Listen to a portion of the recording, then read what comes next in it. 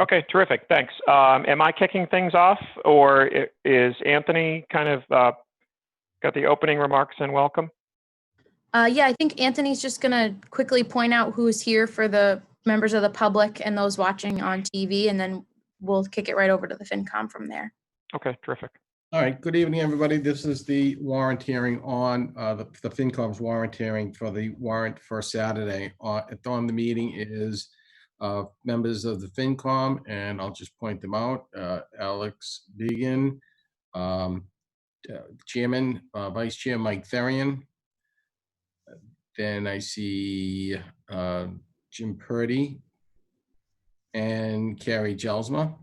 And for the Board of Selectmen that's on is Chairman Jack Wilhelm, Vice Chair John Clemenzi, and I don't know if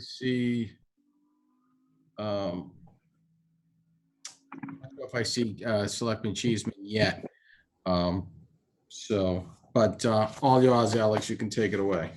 By the way, I didn't see Carrie Jelsman, by the way. The photograph never came up of Carrie. Is she on? Yes, Carrie's here. Yep. Okay. Okay, great. Well, thanks, Anthony.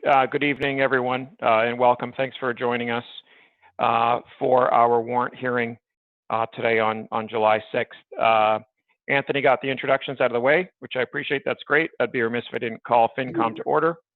So I will do that now, as we are all in attendance, with the exception of David Molitano, I believe. I'm just giving a quick scan to make sure I don't see him here. As he indicated, he's got a conflict for the first part of the meeting. We'll be joining in a short while. So the purpose, obviously, of the warrant hearing is to educate and inform residents of Wenham as to the articles that they will be asked to vote on as the legislative body of town meeting at annual town meeting, which is, of course, later than usual this year, owing to the COVID-19 pandemic. And we've got a meaningful change in the order of operations in terms of how the town governance structure operates this year, as we've, of course, already had the town elections. Typically, we'd have a warrant hearing, town meeting, and elections. We have had a meeting that precedes this a couple of weeks ago. That was our budget forum, which, if you tuned into that or watched the recording of it, you're in for a treat, because you're going to get very similar presentation this evening. But hopefully there is another opportunity yet to ask questions that residents have as to what they'll be voting on. And we're focusing on the primary financial warrant articles. We'll be talking more about this, but certainly the goal of our town meeting on the 11th, this Saturday morning at 9 a.m. is to move somewhat expeditiously through the primary warrant articles to fund the town operations, to get budgets passed, and to get us underway now that we're in the new fiscal year. And as we'll see, there are some items that will be deferred into a later date for the purpose of checking this very important box. So my screen is being shared here, and we've got a number of PowerPoint slides that we'll go through in terms of function. I'll be looking at both away at the presentation. I'm not ignoring all of you, but a couple monitors set up, and then I may ask, well, I will be handing it to several of the FinCom members to discuss a number of the warrant articles and to present them to you. And I'll also be pausing throughout just to see what other FinCom members or our esteemed town hall associates, Anthony, Chris, Jackie, what they wish to add as well, because they helped us out tremendously before, and also the select board will be chiming into as appropriate. So let's get started. Okay. All right, with welcome and introductions out of the way, and let's see here. Okay, I think the one change from our budget forum, which we presented as we did a few years ago when we were faced with our first override in FY19, first in some time anyway, was provide that additional opportunity to help get the word out about the budget in particular facing a structural deficit and the need for an override. So we did so again this year, but what we did not have are the articles right up front. So with that said, Jim Purdy, I'll ask to kind of take us through the consent agenda, Articles A through D, which typically are later for those accustomed to Wenham Town Meeting. You know that those come throughout, and we get the primary financial articles out of the way up front, but a bit of a change in order here. So Jim, if I could please ask you to speak to Articles A through D, and I'll move the slides as Very good. Thank you, request. Alex. So Articles A through D are typically fairly routine business functions that we are required to vote on, but are in the past few years they were articles, and we had in fact combined them into one vote. And this year, they're now being called Articles A through D. So what I'll do is I'll go through and briefly read them. And by the way, for each one of these articles, the Board of Selectmen and the Finance Committee have, for each one, A through D, have unanimously voted favorable recommendation action on these articles. Okay, Article A is it regards the cemetery and trust funds. And it reads, the vote to accept the cemetery and other trust funds received in fiscal year 19 as printed in part 1 of the town report with the town clerk, or to take any other actions that are relative to this article. This is a standard acceptance of article required to enable expenditure of annually accruing funds from trust donations for general or restricted purposes as provided by the terms of the gift or trust.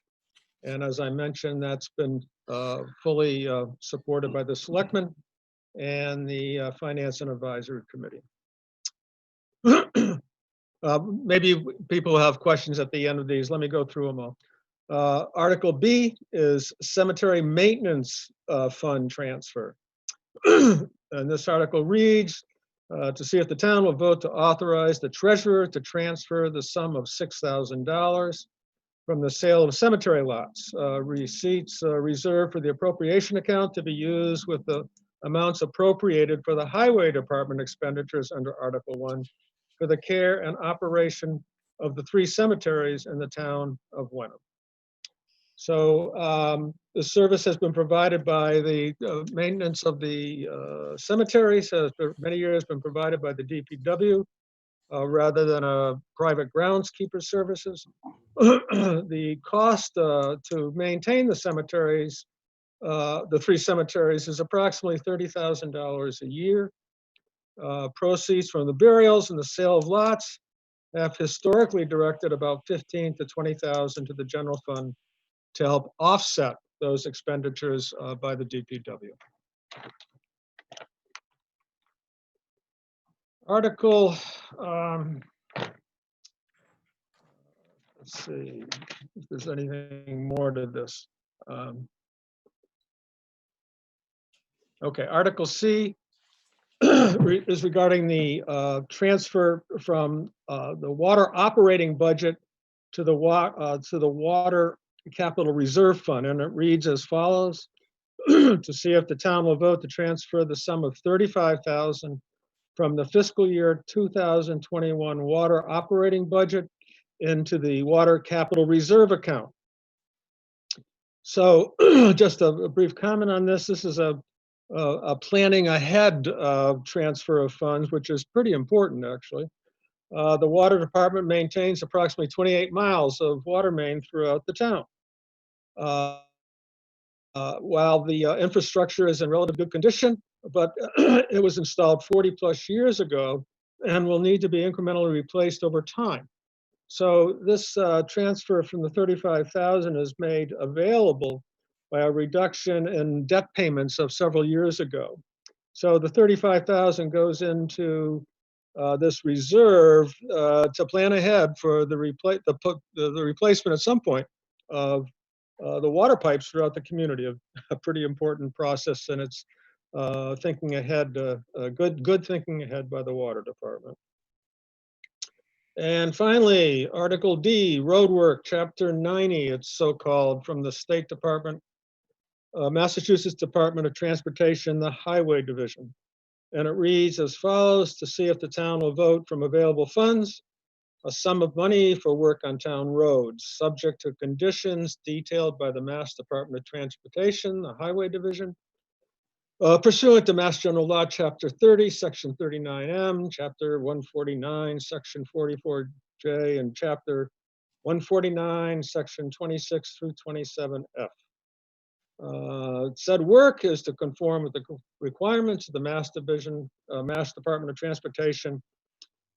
This is to accept the town to expend funds for work in the town roads, pending reimbursement through the state's Chapter 90 program. That will be confirmed, and the actual amount will not be confirmed until the state votes to appropriate funding later in the calendar year.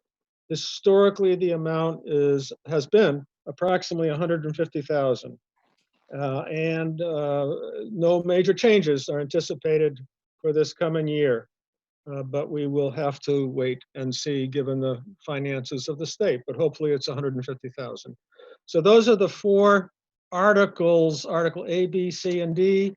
I believe they will probably be voted. I say probably because I'm not 100% sure of the protocol for town meeting. Maybe one of the selectmen can clarify that. But most likely they'll be voted on in one vote after being read and reviewed once again at the open town meeting. That's it, Alex. Jim, thanks very much. I appreciate that. Any questions on the consent article or consent calendar? Okay, great. Then we'll move forward. We've got a number of slides yet remaining. Okay, skipping ahead. So I think what we'll do next is we'll get to the primary financial articles. I'll give a quick overview of this. Article 1 for budget appropriations, which we're accustomed to for the primary expenditures of the town. So the motion is to see if the town will determine what sum of money may be necessary to defray the town's expenses for fiscal year 2021, 12-month period beginning July 1st, 2020, and ending June 30th, 2021, including expenses for the town and regional school district, make appropriations for the same, and determine the source thereof. Provided, however, the budget proposed hereunder is intended, in concert with Article 2, to provide for a budget within town's levy limit. Okay, last two words on this article, levy limit. This is what it boils down to. Article 1 is Wenham's levy limit budget, which is before residents to vote as to whether or not to appropriate the amount up to the levy limit. If you have your warrants that were delivered, of course, I think you've got basically great recaps and notes related to them on page 10.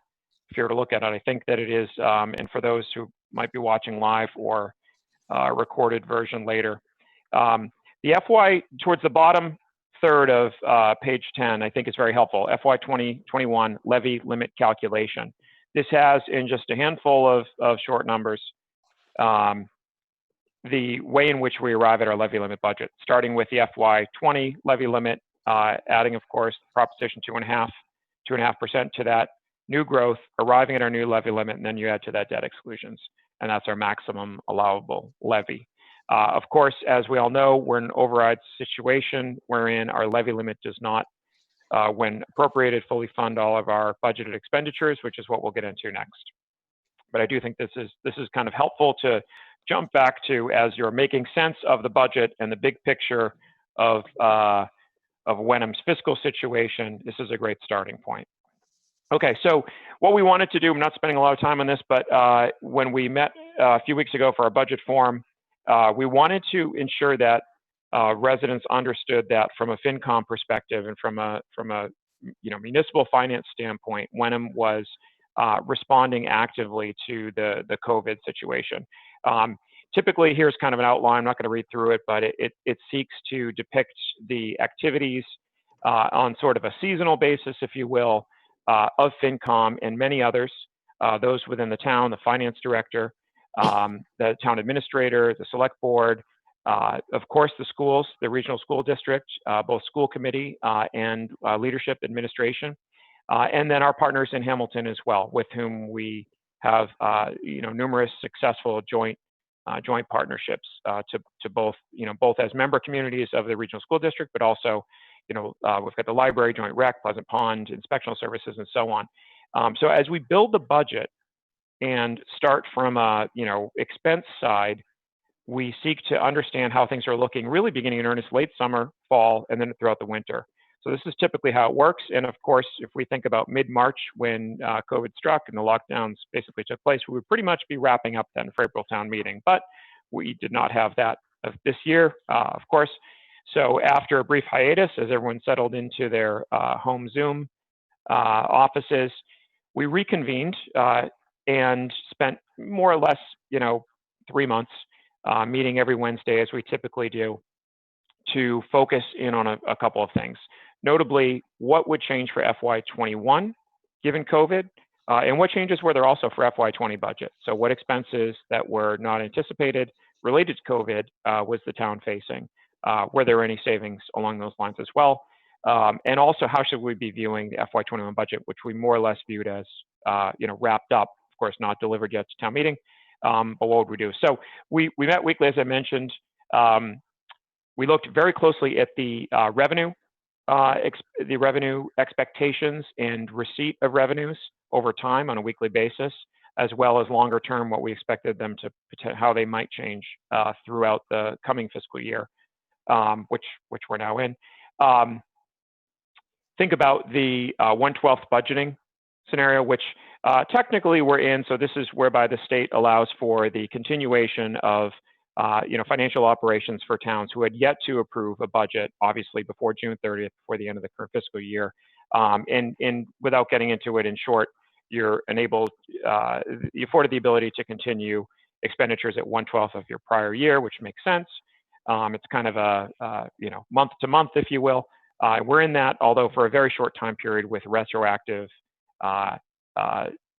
passage of with successful passage of the town budget at town meeting, this would be retroactive to July 1st, so it's a bit of a moot point. But we did spend a fair bit of time understanding what the implications of 1/12 were, and then making adjustments to the FY21 as appropriate, and working with the schools and Hamilton as needed for the same.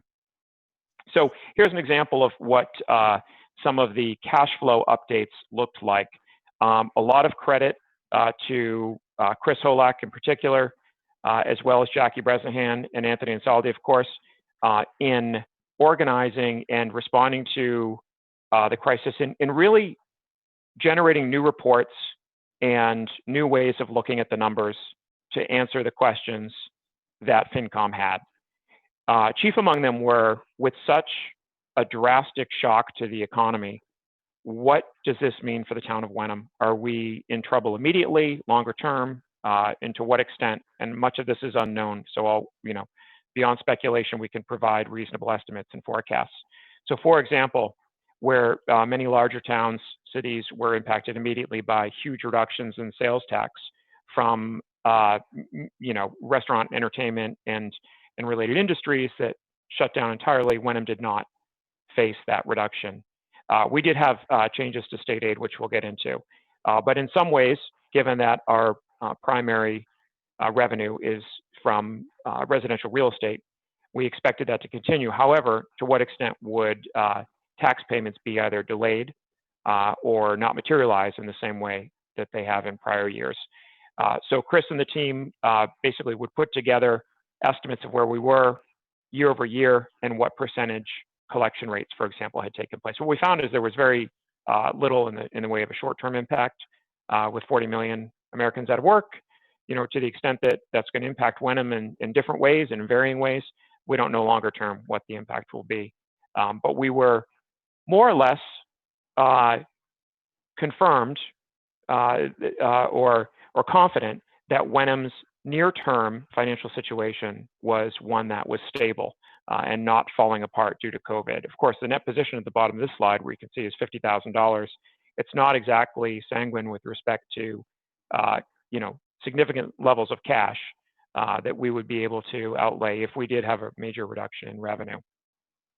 One thing that has come up, a question we've received a lot, is with regard to expenses related to COVID. how is Wenham handling those? And they are reimbursed. We actually, in discussion earlier today with Jackie, I was informed that she, Chris, Anthony have been tracking very diligently these expenses and also have received a significant sum of money from the state for reimbursement. You know, the tent that will be in on Saturday morning, for example, is a meaningful expense that that we would not otherwise look to outlay, but is required for COVID. Okay, so let's take a quick look at some of the budget building. We'll start on the revenue side. You can either build up your expenses and then see how you'll fund them, or you can do the reverse. And I'm going to start on the revenue. This is a waterfall chart that I'll speak to the rough numbers, not exact, but I'll spell them out. The prior year levy limit, as I mentioned, so on page 10, for example, so 16.2 million, to which we would add the Prop 2.5 maximum increase, bringing us to 16.6 million. We have local receipts for FY21, which is a meaningful source of revenue in addition to our property tax levy. This brings us to almost 19.5 million. A little bit of new growth on top of that. Critical, obviously, from construction that takes place throughout the town and increases the market value. We know about certainly new developments that have been ongoing. More of those are coming online with respect to tax status, if you will, and contributing to revenue for the town. Net state aid brings us to 19.75 million. Small amount from transfers within, just kind of a placeholder for intra-fund transfers. Our debt exclusion is added as well. Brings us to 20.2 million, 20.8 million when we include free cash. That might be, I think that number's out of date. I'm going to spend some time on free cash as well, because we're not using we're using 500,000 in free cash, not 700,000. So I might have had an error in that. A reserve for abatement, of course, is for those residents who seek an abatement from a portion of their property taxes. We end up with our total revenues basically 20.6 million. Okay, just a kind of categorical view. The colors are default from the application that I used, so forgive the big Pepto-Bismol pie chart. But in any event, so what are we looking at here? So from the standpoint of our revenues, we've got free cash, local receipts, net state aid, and of course, this amount here is actually our property taxes in pink or purple.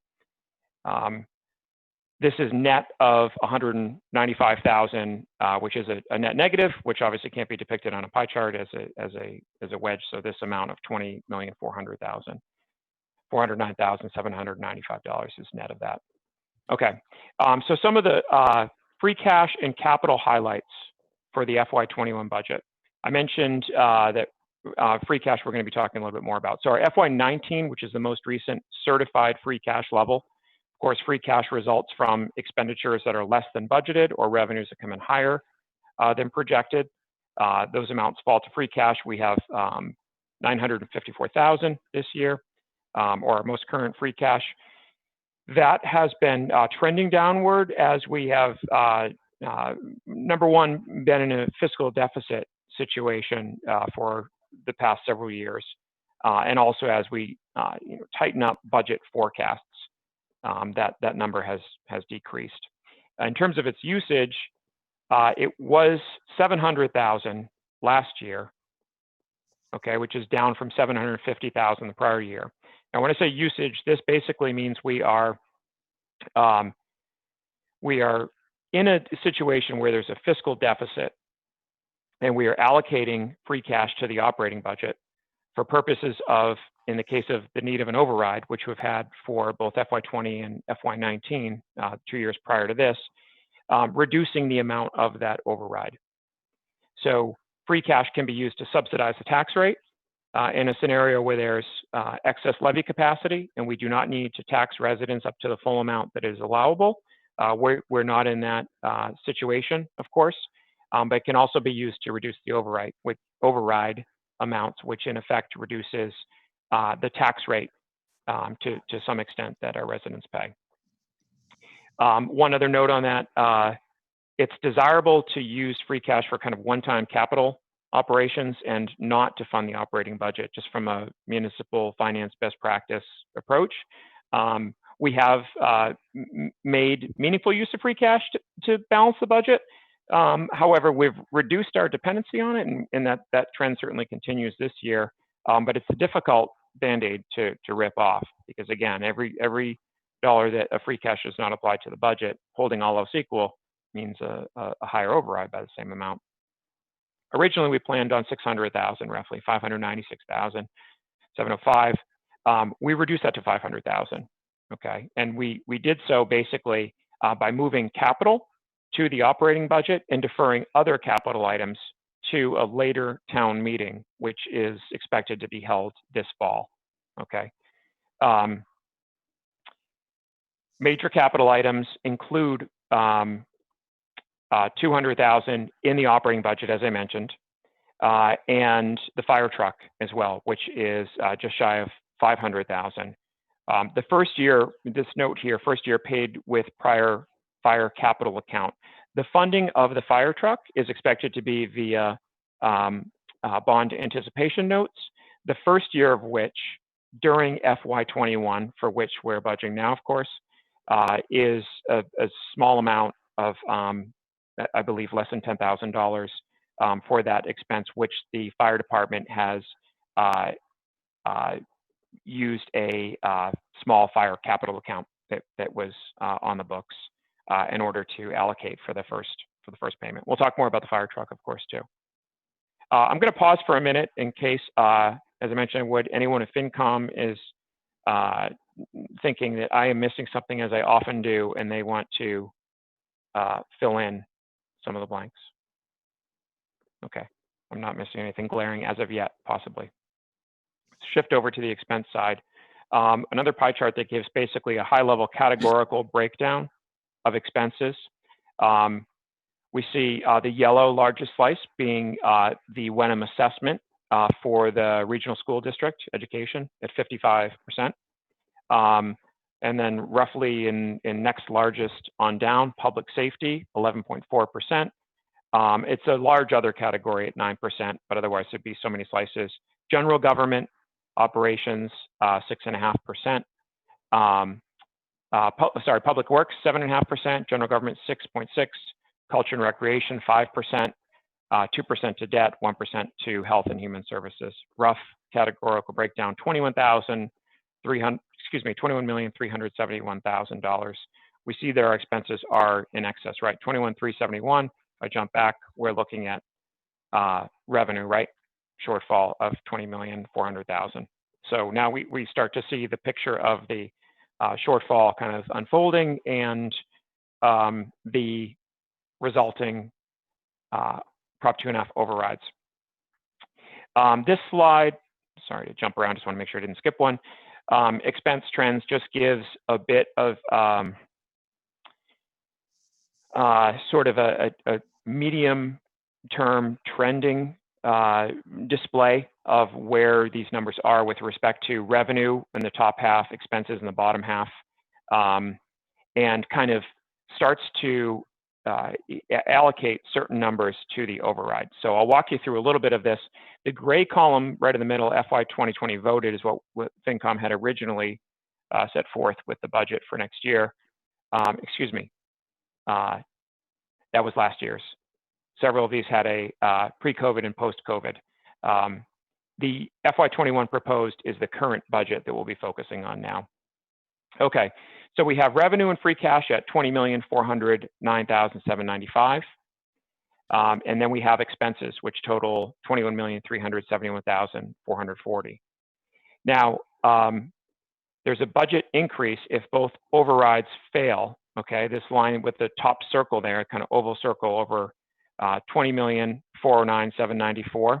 That is, of course, our levy limit budget. Okay, so if the town override and school override were to fail, that would be the amount that would be the total of appropriated expenditures. It does not fund the town's or the school's operations. It simply points out that you have a levy limit budget, which again goes back to Article 1. Below that, in the bottom rectangular highlighted box. Our two overrides, one is depicted town total, no education, parenthetical, and then education only. So these are the incremental amounts which bring us to the total of the expenditures. They fully fund the expenditures and give a breakdown of kind of the expenses there. Okay. Now, looking at the difference between those, this is critical. Combined overrides total $961,645. So those are to attain the level services for the town of Wenham and to fully fund its assessment to the regional school district. So that is the total override. So we'll talk about the breakdown in a couple minutes between the town override and the school override, but that's the combined amount of the two of them. Okay. A little bit on the schools with regard to the assessment being a large part of Wenham's operating budget each year. Again, we receive kind of a line item. The school committee obviously operates in a manner working with the administration to craft and approve the school budget, and then based on Wenham's and Hamilton and the other member community enrollment in the school district, we receive an assessment, and that assessment is based on the 3-year rolling average of each member town's students among the total. And so this bar chart goes way back, 20 years or so, essentially. The blue bars are Hamilton enrolled students, and the green bars are Wenham enrolled students. The current breakdown is roughly 2/3, 1/3, or has been for some time. Hamilton obviously being a larger community. The most recent numbers for FY21 are 1,130 Hamilton students, 635 Wenham students. And then, so we see kind of trends over time of enrollment, which, the school committee and administration spend a lot of time understanding and helping to, forecast and predict those trends. Now, the red line is pertinent to our discussion today from a budgeting standpoint. It shows the trailing 3-year average of the percentage of the students that are from Wenham. And so we see that in particular, coming off of FY15 in the following 4 or 5 years, there's a rather steep hike in terms of that percentage where Wenham was below 1/3 to now over 36% of enrolled students, and therefore the assessment trend as well has increased. Okay, so that speaks to the trend of kind of students and the assessment split between the two towns. From an operating budget standpoint, including state aid, the Hamilton Wenham Regional School District gross operating budget has changed considerably. So from FY20, $34,951,408, originally predicted to be or budgeted to be $38,297,952 before COVID, but the schools have acted in response to considerable COVID-based changes that relate to expected state aid and considerable reductions there, and so has reduced their budget by just over $1.25 million, $1.274 million, based on expected state aid cuts. So from a very simplistic standpoint, as I mentioned, the towns receive assessments from the schools. The schools have their expenses and their primary revenue, a primary revenue source being that of the state aid. And the difference between those expenses and the state aid, which obviously doesn't cover it in full, is the total net assessed amount to the towns. There's a number of other matters that go into play, and the reason I bring this up from a kind of simplified standpoint is because the schools could either hold expenditures constant and increase the assessment, or reduce expenditures and hold the assessment constant, or any mix in between.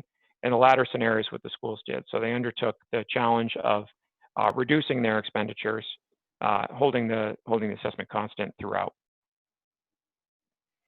Okay, I should add, we also have Vinnie Leone and others from the school committee, and I believe our new superintendent. I'm not going to scroll through all the pictures as I speak, but in our question and answer session towards the end, for those who have questions specific to the school budget that are certainly outside of FinCom's jurisdiction, we understand it, but they would be in oftentimes a better position to answer questions. So we may defer to them. This chart here shows the Wenham assessment being unchanged by the COVID-19 budget cuts.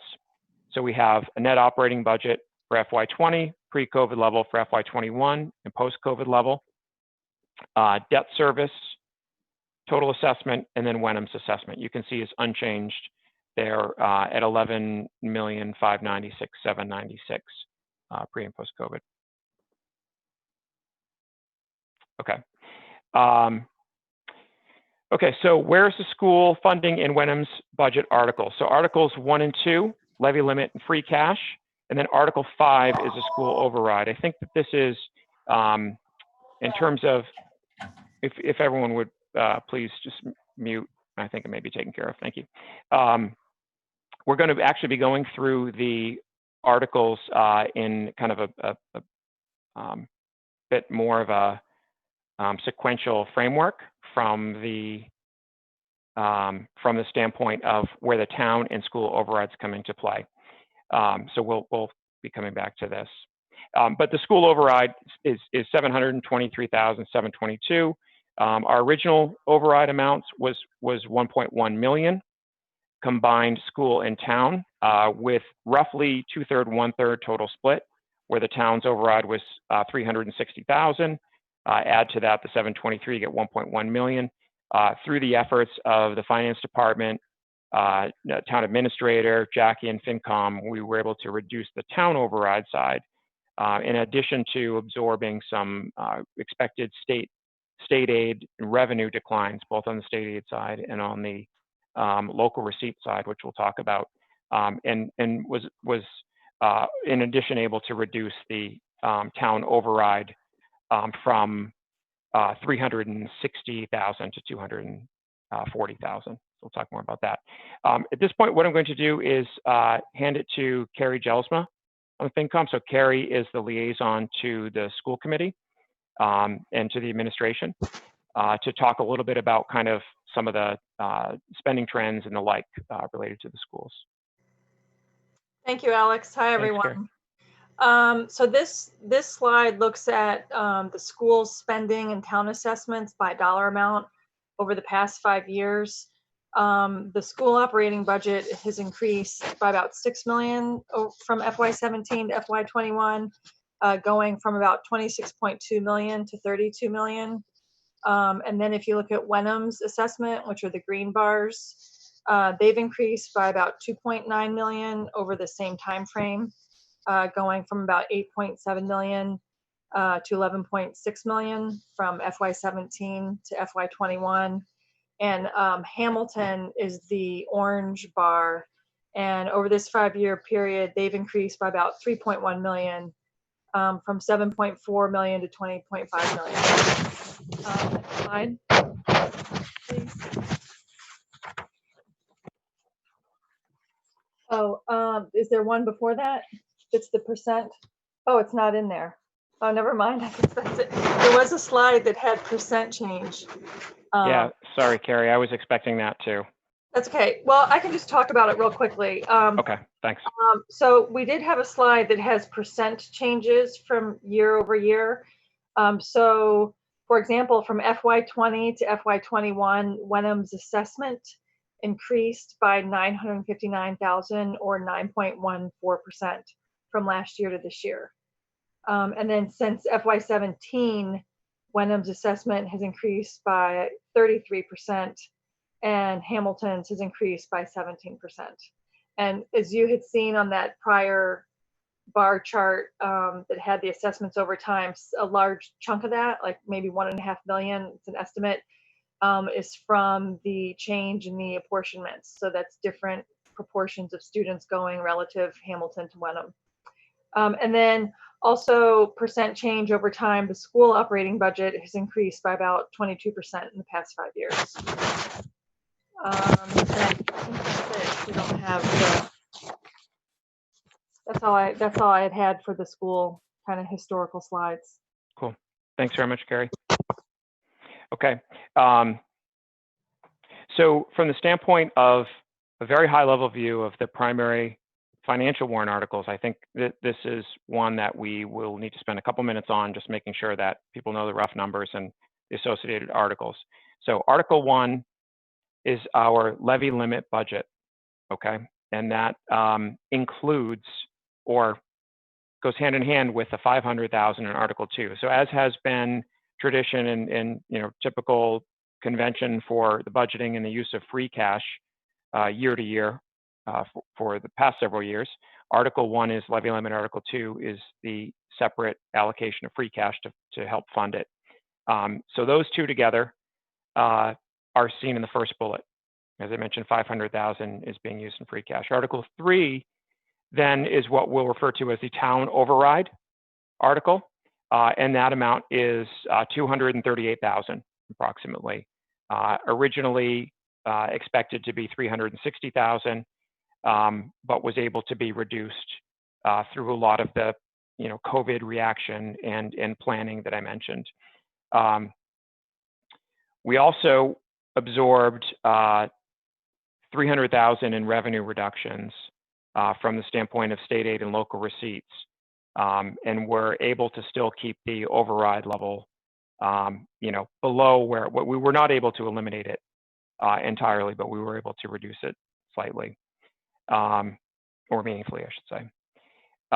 Article 5, and I'm skipping over 4, but we'll get to 4, funds the remainder of Wenham's assessment to the regional school district.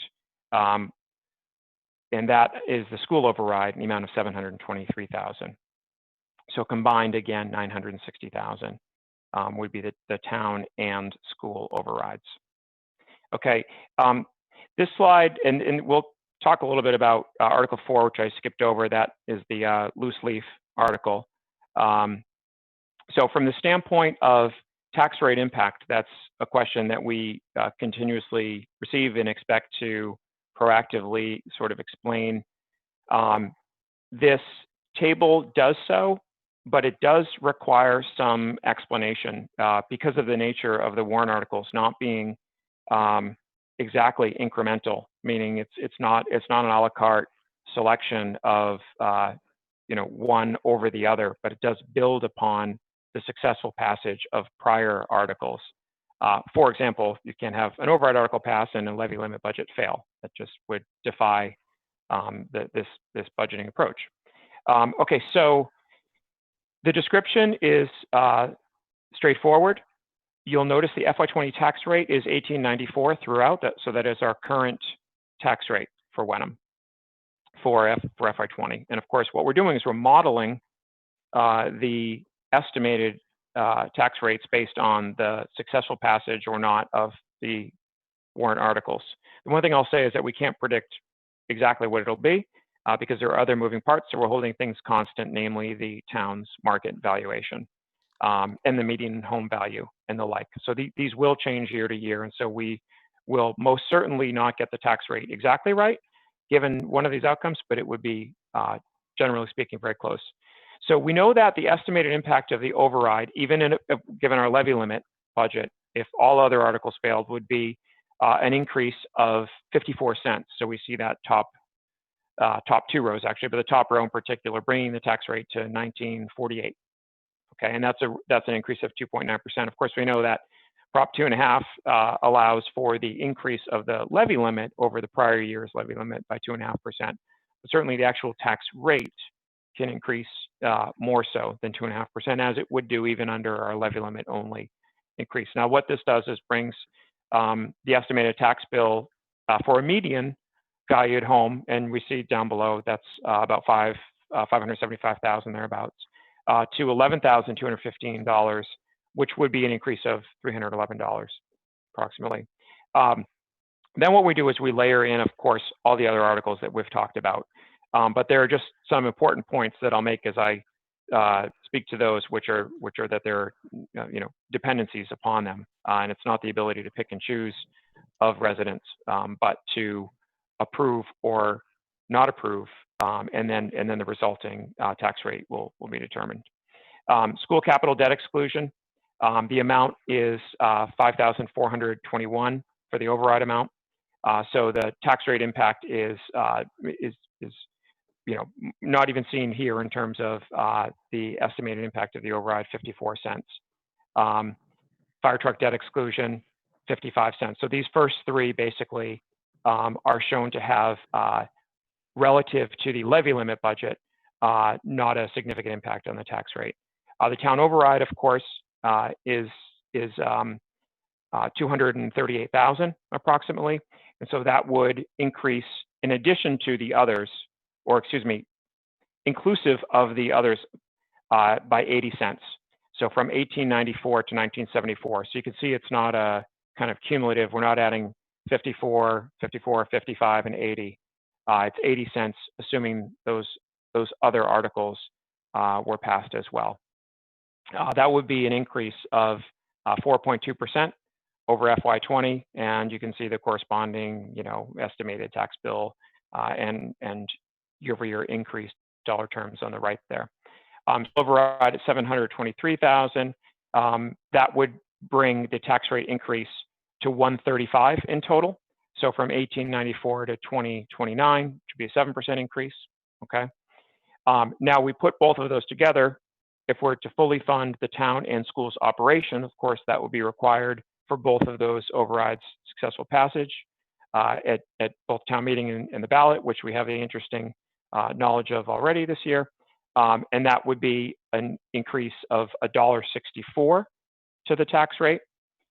In addition, this includes the other smaller articles above, impact above, or an 8.7% increase on the tax rate. Now, if the town and school overrides and debt exclusions pass, then we see we add a couple cents there.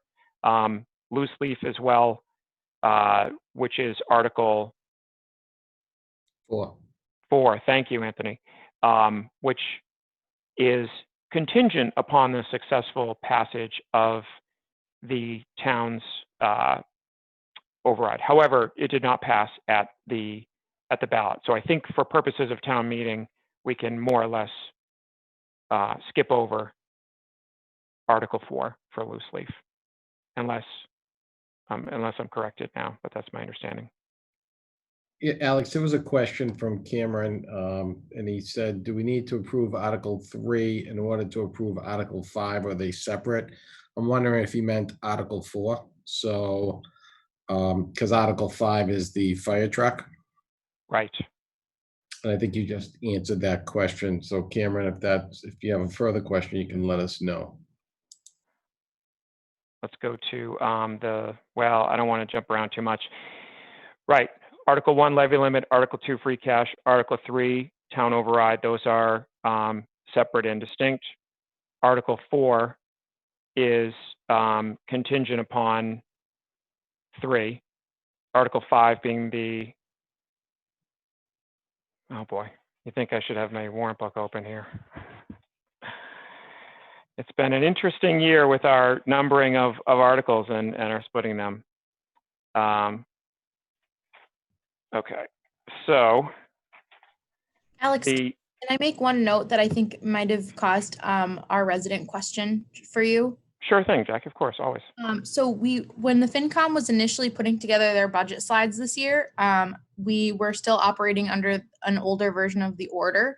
So for folks, just to clarify, A through D are the consent, and then 1 is operating, 2 is free cash, 3 is the town override, 4 is the loose leaf, 5 fire truck, 6 school override, 7 school debt authorization, and 8 is CPA. So that's what's in the warrant books, and that's the final order that the select board decided on.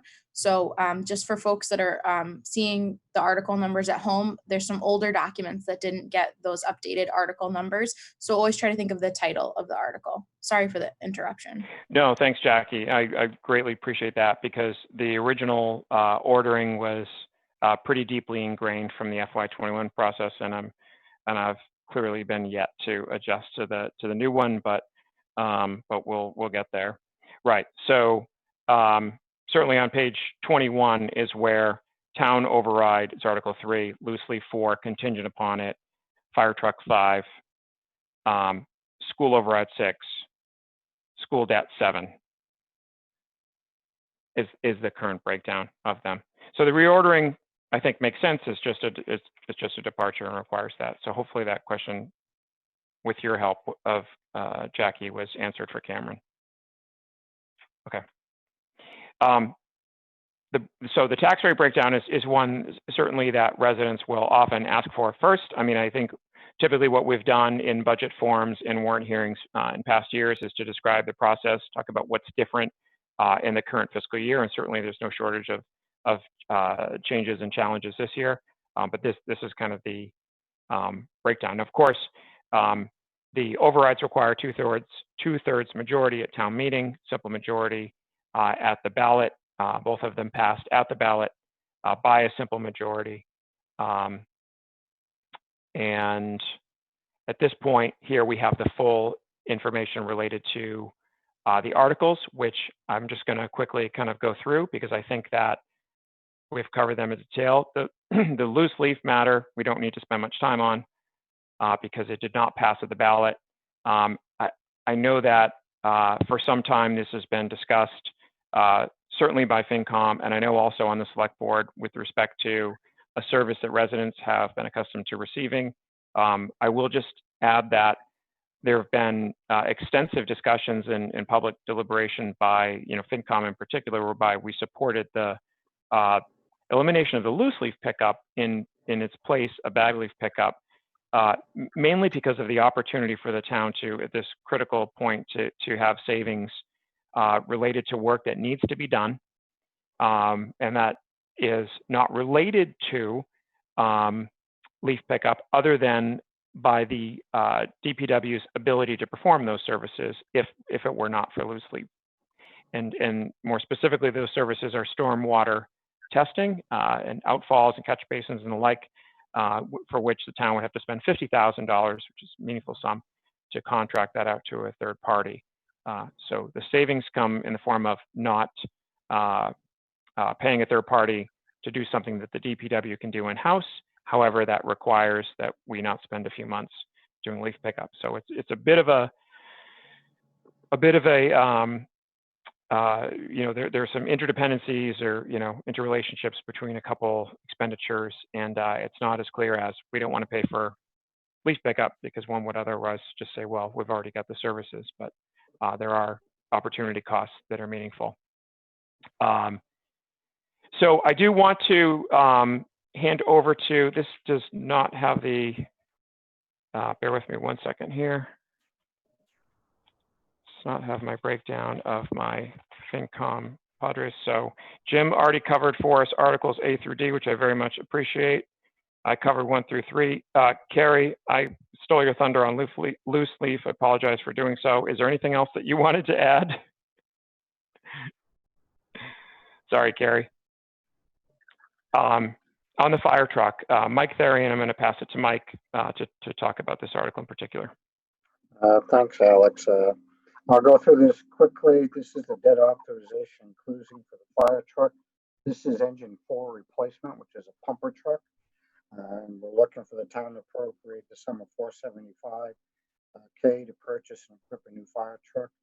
I won't read the whole thing, but it's to authorize to issue bonds or notes in accordance with Chapter 4471 or other enabling authority. And further, that any premiums received by the town upon the sale of any bonds or note pursuant to this vote, plus any premiums applied to the payment of such notes may be applied to the payment of costs.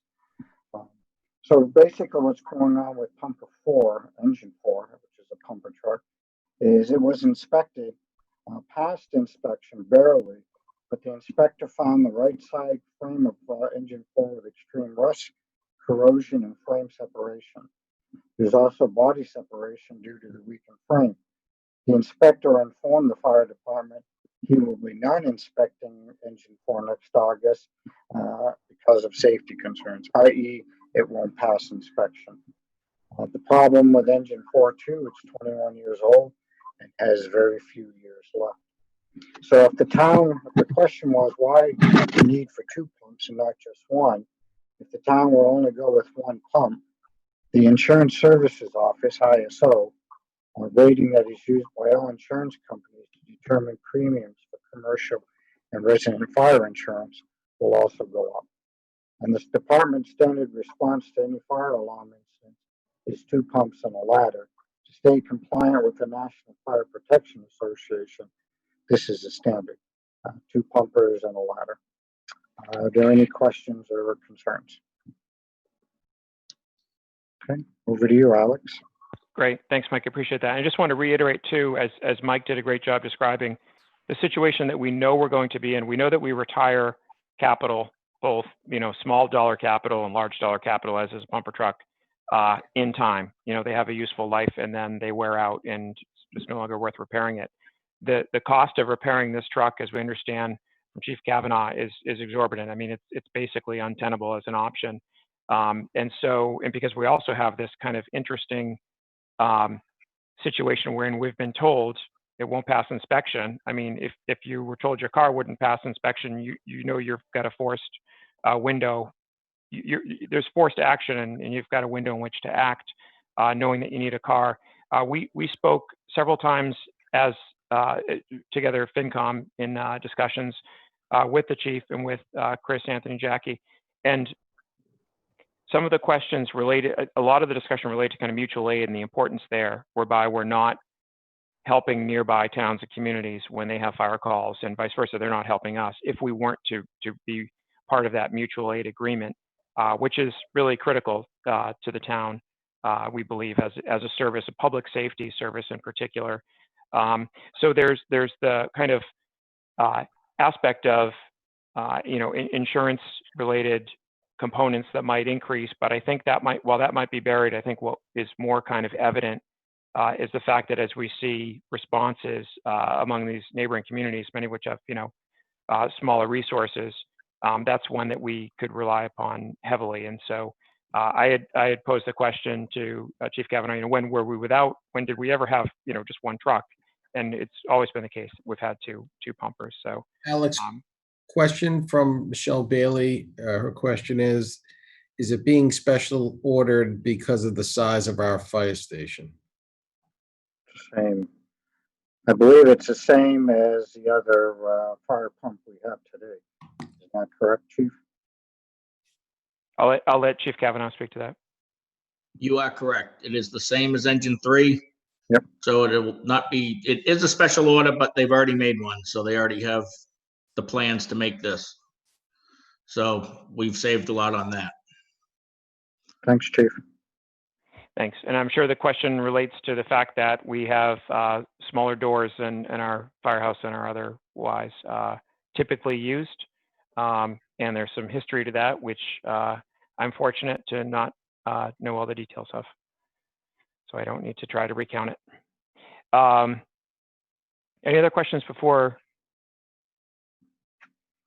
we move on to Article 6, which Carrie will help us with as the school override? Okay, if not, Carrie, if you want to take it away. Yeah, can you go to the next? Can someone go to the next slide? I think I did catch up. Sorry. Okay, thank you. So this is we've already talked about this.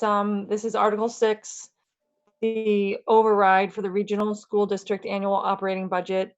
It's to see if the town will vote to raise and appropriate $723,722 for funding a portion of the town's annual assessment for the school budget for FY21. That's basically it. Am I required to read all of the text? Oh, okay. I didn't know if that was like a protocol thing. So that's it. And earlier we had talked about, there was a slide that Alex discussed earlier that the school override is $723,000. That's a portion of the school budget. The other portion of the school budget, about $10.8 million, comes from Articles 1 and 2. So the total Wenham assessment comes from this override, $723,000, plus another $10.8 million from Articles 1 and 2 and that gets you to the total $11.59 million. And we've already talked about kind of the context and the history of the school. I don't know if anyone has any questions since we've already covered a lot of it, I don't have a lot more to add to this. There was a question earlier that I think Cameron had asked if Article 6, the school override, is contingent on other articles. The Articles 1 and 2, the levy limit budget and the free cash budget, need to pass first, since that's the bulk of the school budget. And then this is just the additional amount that's not covered by the levy limit. Does anyone have any questions or thoughts? I guess the last thing I would say is that the Finance Committee recommended favorable action 3-2, and the Board of Select recommended favorable action 0-2, and I guess 1 abstained or was not present. Thanks, Carrie. Appreciate that. And thanks for addressing the question also on contingencies. Certainly the levy limit, budget, and use of free cash to arrive at that primary portion up to the amount of the overrides would need to pass, so there is contingency there. We get the question, if the overrides were to fail from time to time, what does that mean?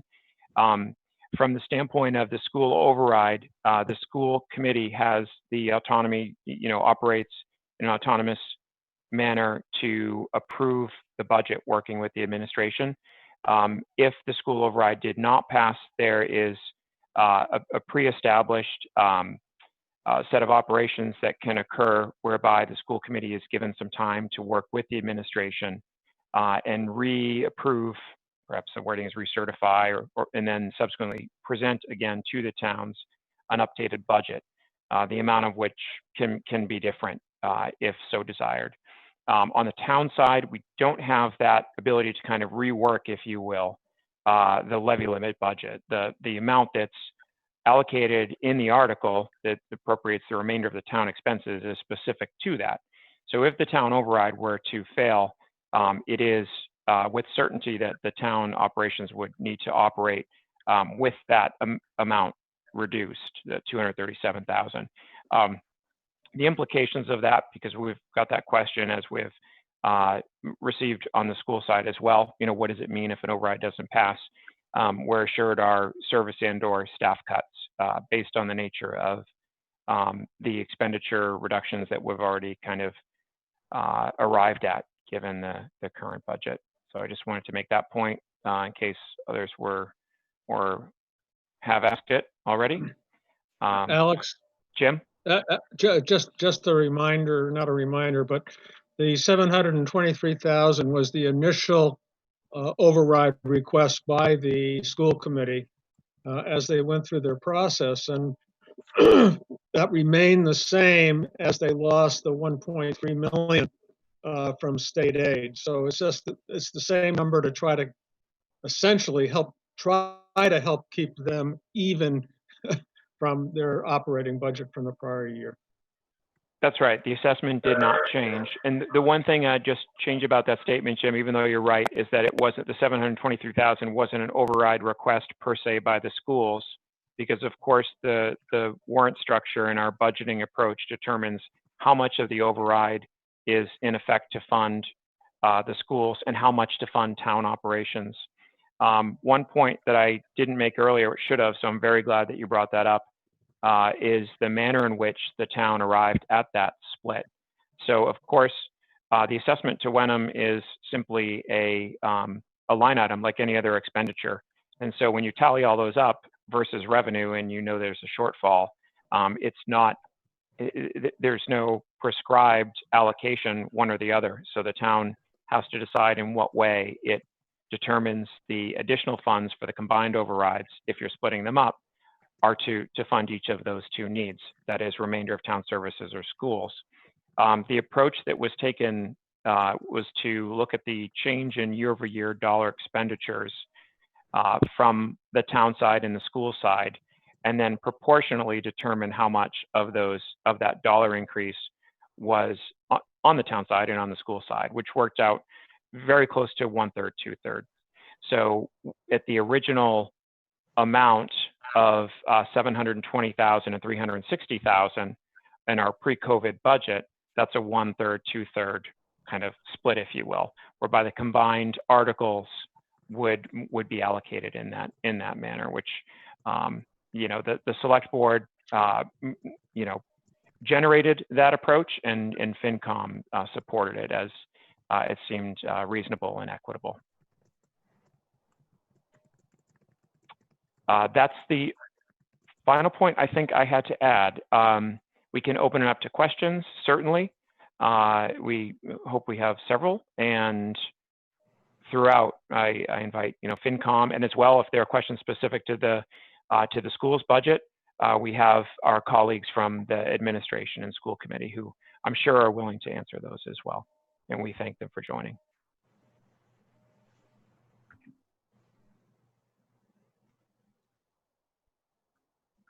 Alex, I believe there was a question from Vincent Leon. Do you see it? I don't see it. I'm not monitoring all of those questions. I'll be perfectly honest with you. If I try to read through all of that, you would have nothing. He asked the question, does 723K include a vocational assessment, not just a regional? Alex, I can speak to that. Sure, Jackie, thanks. So when we were presenting options to both the select board and the FinCom for the override options, we looked at ways of funding it with the Voc Tech and the Hamilton Regional School District rolled in together, and with the vocational school, because it is such a small dollar amount for Wenham, with the vocational school rolled in with the town side. And so during the process, like looking at the different override options and how to break it down, this 723 is just for the Hamilton Wenham Regional School District assessment. It does not, the vocational school assessment, which I think is at about $150,000 approximately this year, is in the Article 1 operating budget. That's where that'll be funded. Thanks, Jackie. Vinny, does that answer it? Thank you. Jim, sorry, I started to almost wrap and go to questions, but of course, Article 7 is a debt authorization for the regional school district, which I believe you were teed up to speak to. So I can turn it over to you if you're there. Oh, I didn't know I had that one, but hang on a moment. Okay. So the school committee has put forward a debt authorization and exclusion to the total of $958,000. To see what action the town will take in accordance with Mass General Law, Chapter 71, respective borrowing authorized by the Hamilton Wenham School District in the amount of $958,000 for the purchase and equipping of the school items listed below for the district. Includes, just briefly, security infrastructure improvements, which is a significant amount of $350,000, elementary school facilities, study and educational plan, $250,000, classroom furniture and equipment, $120,000, replace sidewalks at the middle school, $110,000, athletic campus improvement project design services, I believe that's for the football field and the stadium and lighting, I believe, $65,000 for that study. And network infrastructure improvements, $63,000.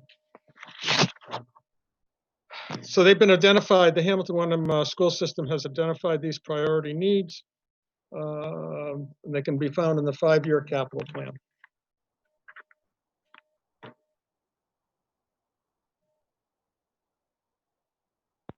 Great. Thank you, Jim. Yeah, the Finance Committee, by the way, supported this Article 4 and 0.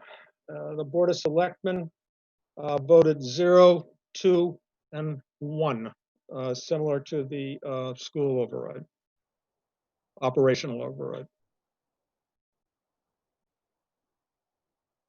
Very good. Thanks, Jim.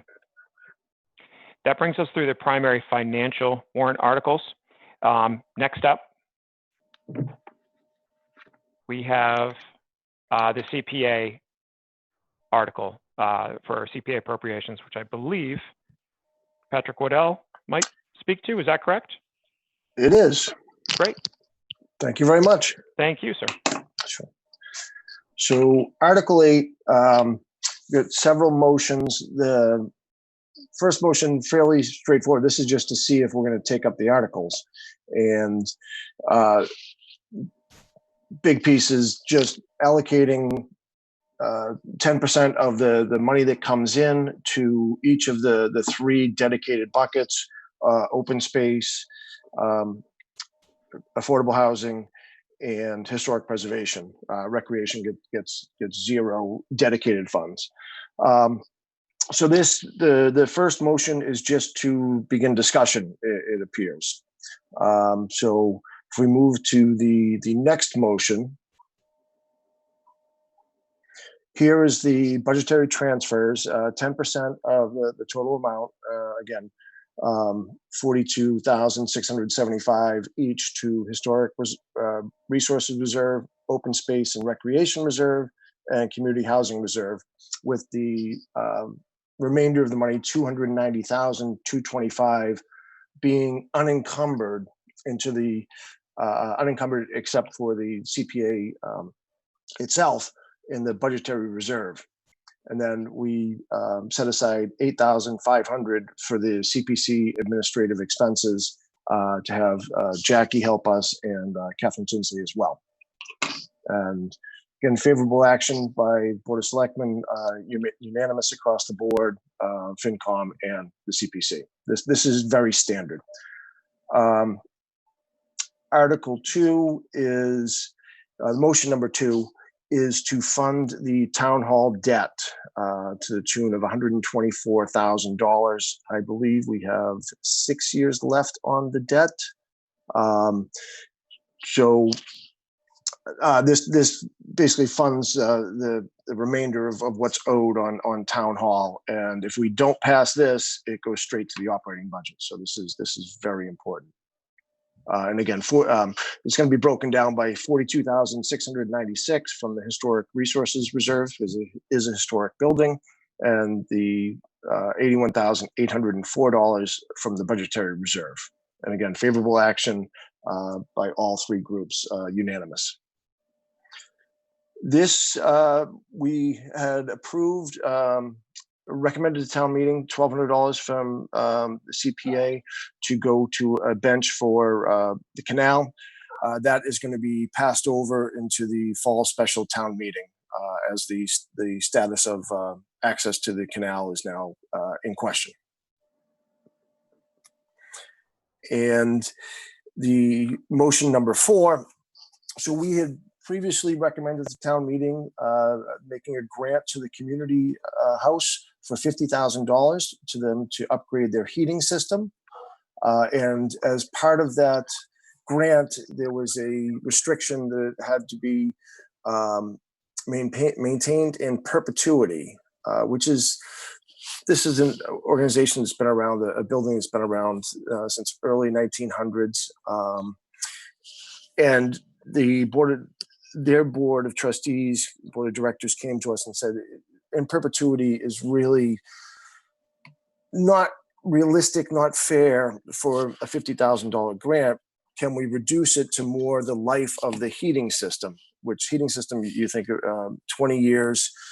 We talked about it and found that a 29-year historic restriction would be appropriate for the $50,000. So this is basically, this is not new money that we have voted.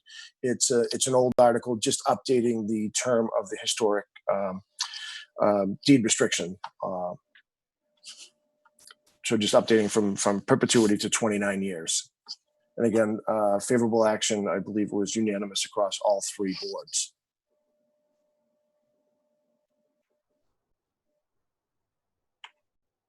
Okay, great. Thank you, Patrick. You're welcome. Thank you. Appreciate that. That obviously brings us to the end of the articles.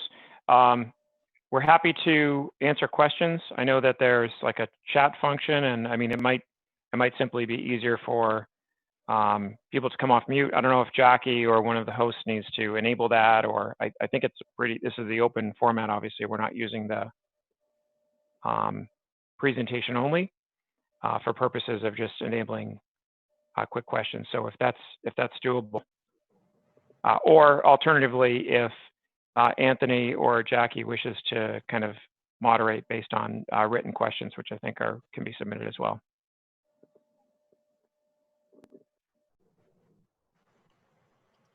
So right now, Jackie, I don't think we had any questions in advance, and right now I see none in the chat room and no hands raised. Does anybody have any questions? You can, again, either use the raise hand and we'll recognize you that way, or you could just type that you'd like to be recognized in the chat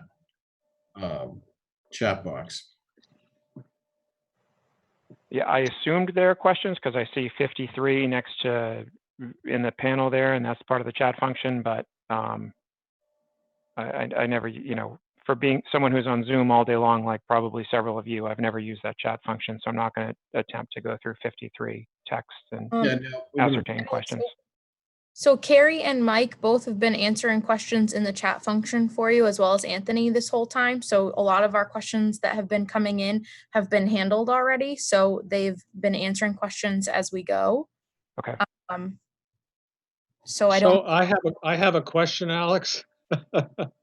Shoot, if I Jim. might raise it, that I suspect maybe other people have had a question as well.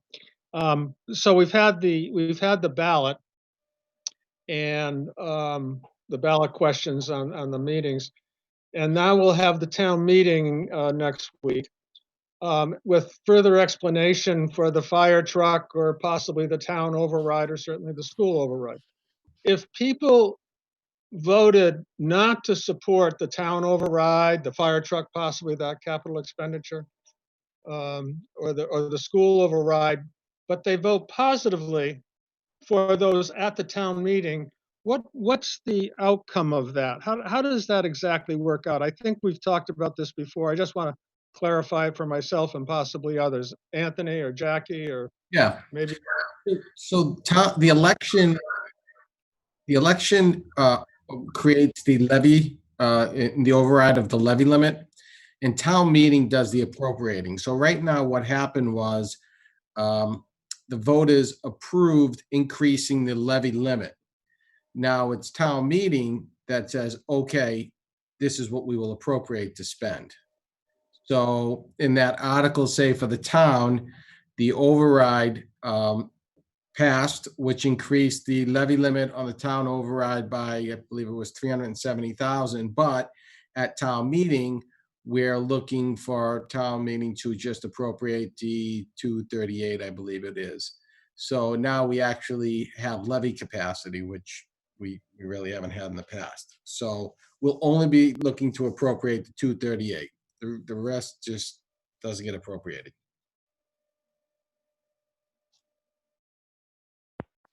So the town meeting vote supersedes the ballot vote. Is that a correct assumption?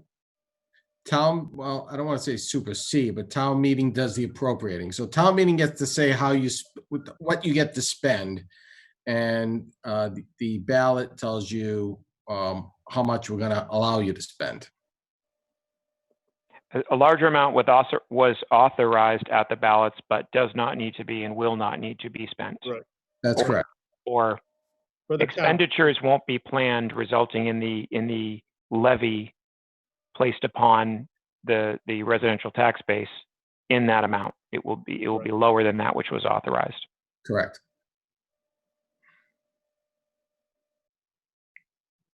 Jim, did that answer everything that you had?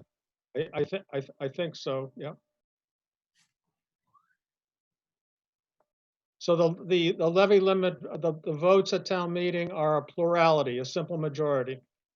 Simple majority for the town budget override, the school budget override, but any borrowing is the 2/3. So the school. So any debt exclusion, the capital for the fire truck, et cetera, is 2/3.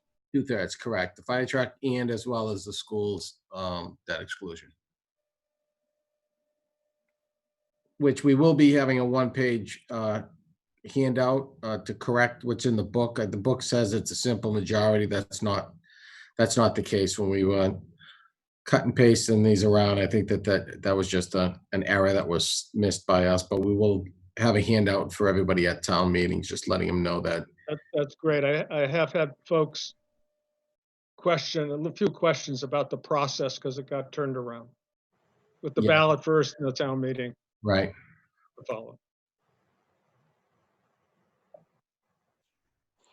I just wanted to thank everyone for coming, and if any, this was a lot of information in an hour and a half, hour and 20-minute period. So if anyone has any questions between now and town meeting, feel free to reach out to anyone in town or FinCom, Board of Select, and we'd be happy to answer.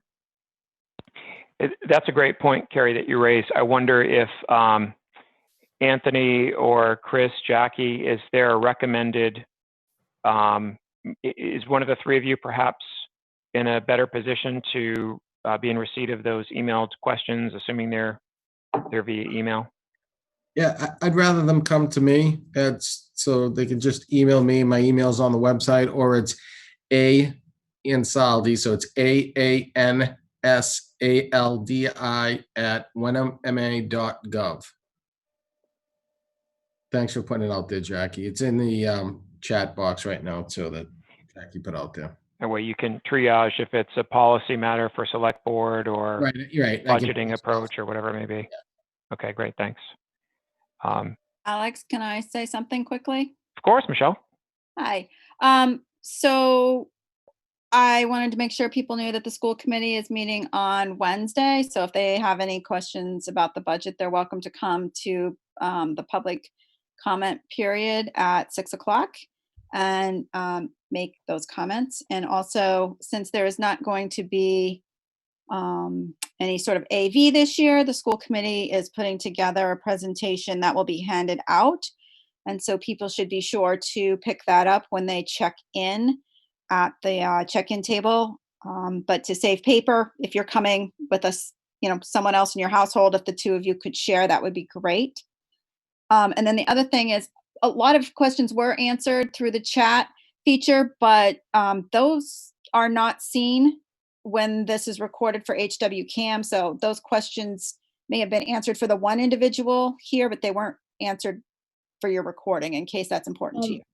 Michelle, thank you for pointing that out. I do want folks to know if you're watching on HWCAM or the HWCAM recording, you cannot see the chat, but we have access to the chat because we recorded through Zoom as well. So we can post the chat and the answers on our website for those interested. We do have that function. But thank you for mentioning it. Yeah, please do. It sounds like it'll be valuable for residents to understand what questions were addressed. And thanks to those who are helping to answer within the chat, as I'm not one of them. I would like to extend sincere thanks to all the FinCom members for all of their commitment to this process, which is extended, well into the summer, obviously, when it typically doesn't, and through the, vicissitudes of COVID crisis. And that goes for the same with those in town hall and with the schools. Everyone's working hard, and obviously a lot of difficult decisions, a lot of hard work has been done by the school committee as well, responding to the significant hit to state aid, given that the state finances are in shambles and probably will be for some time. I have no other prepared remarks, and I welcome anyone else to chime in if I've missed anything, or if they wish to make a comment about this. So upcoming town meeting, obviously 9 a.m. on the 11th at Pingree under the tent. We will, structure is, Anthony's done a great job, and others in town hall, preparing for this totally unique set of circumstances. We're going to try and move quickly. Tony's going to see to it that we have a great, orderly and proper Wenham town meeting. Right? Cool. Thank you, Tony. So we look forward to that.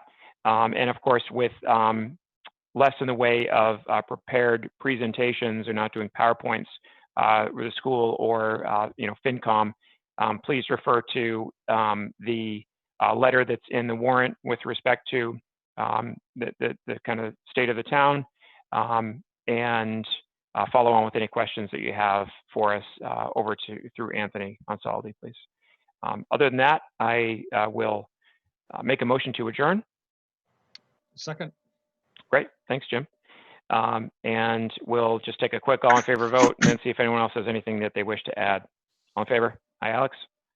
Carrie, Jim. Good. Great, thank you. Roll call votes these days. Any other? One Carrie, quick thing. please. In addition to the information you were saying about town meeting, I also just want to let everyone know that the town, Anthony, Jackie, everyone is taking a lot of care to allow for social distancing. They'll be providing water and sanitizer. So to try and make everyone feel as comfortable as possible in light of COVID-19. So I know it's can be hard to decide if you're going to come or not, but if that can help make your decision. I was concerned at one point. I am less so now because I know the level of detail and care that's being given to try and allow us to have town meetings safely. Thanks, Carrie. Great point. We're going to be talking about that at the selectmen's meeting tomorrow night. I'm going to be updating them on our plan. So if you have an opportunity to tune in, please do so, or you can do a playback on YouTube, HWKM YouTube channel. So yeah, we went to great lengths to that we think we have a pretty solid plan in place to keep everybody safe, and we would appreciate everybody's cooperation with us and going through the process of seating people and so forth. So you know, the goal is to get in there, do our business, and then get out of there as quick as possible, but still do the town's business. So thanks for bringing that up, and more to come tomorrow at the selectmen's meeting. Very well. Thank you all. Have a great evening, and we'll see you Saturday morning.